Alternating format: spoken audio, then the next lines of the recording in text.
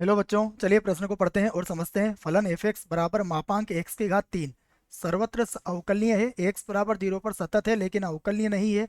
असंतत है, उपरोक्त में से कोई नहीं। तो हमें प्रश्न में अवकलनीयता और सततता दोनों की जांच यहाँ पर करना है।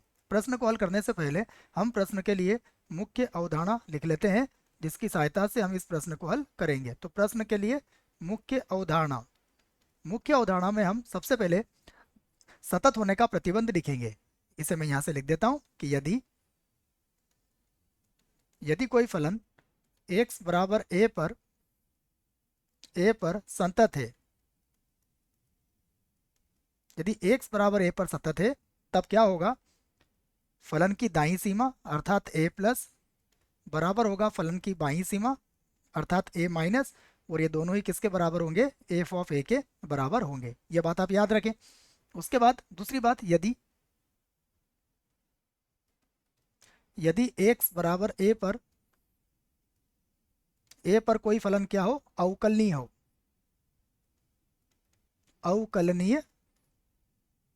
है। यदि फलन x बराबर a पर अवकलनीय है तो क्या होगा? तो इसका दायां अवकलज और बायां अवकलज जो होगा वो बराबर होगा। अर्थात हम इस प्रकार से लिख सकते हैं कि एफ डेस ए प्लस बराबर होगा एफ डेस ए माइनस के। तो ये दो बातें आप इस प्रश्न के लिए याद रख सकते हैं। अब जो फलन हमें दिया गया है, मैं उस फलन को लिख लेता हूँ। देखिए फलन किस प्रकार से दिया गया है, हमें यहाँ से लिखते हैं इसको। हमें फलन दिया गया है एफ एक्स बराबर है मापांक एक्स, और यहाँ पर हम इसको इस प्रकार से लिख सकते हैं, मापांक एक्स की घात 3 है बच्चों। तो हम इसको लिख सकते हैं, देखो, या तो ये हो जाएगा एक्स की घात 3। ये कब होगा? जब एक्स का मान 0 या 0 से अधिक होगा। और माइनस एक्स की घात 3 बनेगा जब एक्स का मान 0 से कम होगा।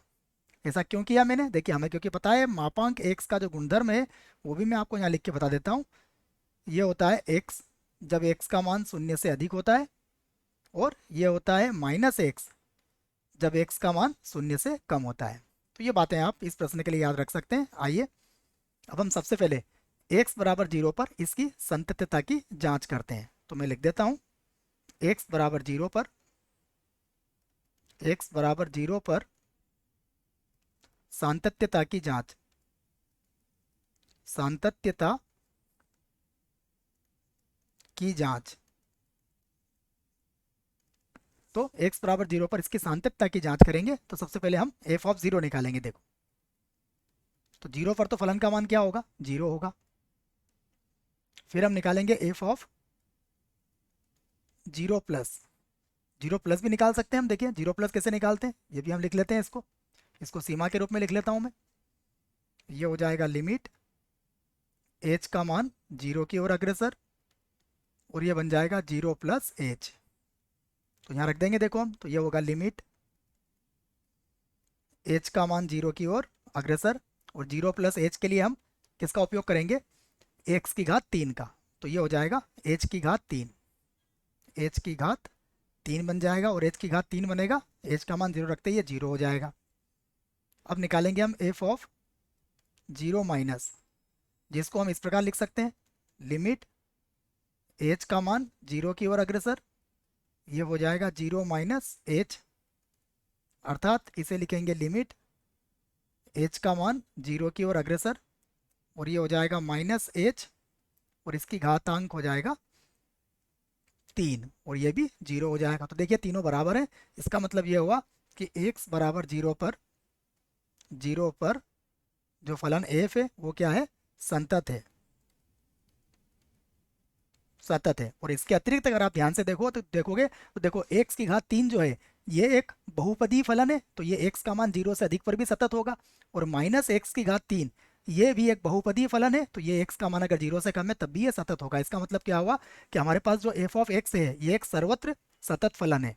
हम लिख सकते हैं कि यहाँ पर जो एफ एक्स होगा, एफ एक्स सर्वत्र सतत फलन है, सर्वत्र सतत फलन है, सतत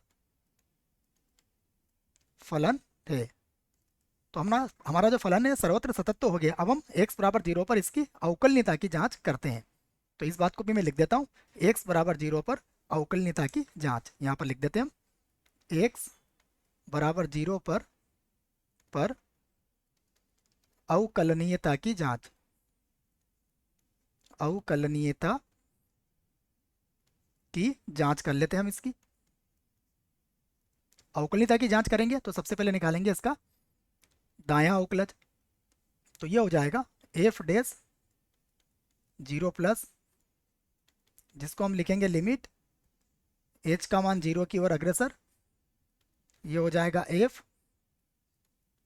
zero plus H minus F of zero, और बटे में आ जाएगा H.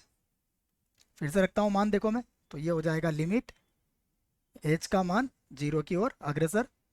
F zero plus H में हम एच की घात तीन का उपयोग कर लेंगे, तो ये हो जाएगा एच की घात तीन माइनस एफ ऑफ ज़ीरो पर अगर ध्यान से देंगे तो ये हमारे पास कितना आ जाएगा, जीरो ही आ जाएगा, और बटा आ जाएगा एच। तो अब एच का वर्ग हुआ, और एच का वर्ग अगर एच का मान जीरो रखेंगे तो ये तो जीरो मिल गया हमें।